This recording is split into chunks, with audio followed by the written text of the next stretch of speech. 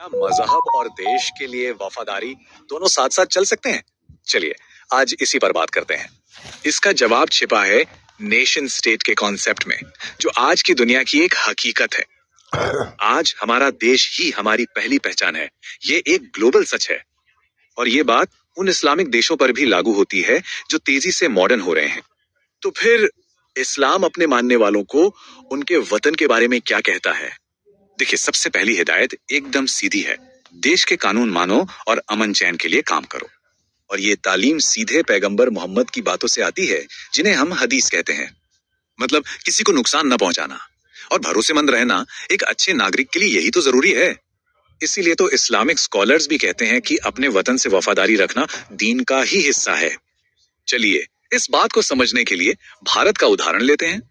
यहाँ मुसलमानों के लिए भारत सिर्फ एक मकान नहीं बल्कि वतन है, उनकी पहचान का हिस्सा। और ये रिश्ता देश के लिए दिए गए हर योगदान में दिखता है, चाहे वो आजादी की लड़ाई हो या साइंस। और तो और भारत के संविधान की कई बातें जैसे बराबरी और इंसाफ इस्लाम के उसूलों से भी मिलती हैं। एक मॉडर्न देश सभी को तरक्की और अमन की गारंटी देता है, जो हम सबका एक कॉमन गोल है। तो एक नागरिक के तौर पर फर्ज क्या हुए?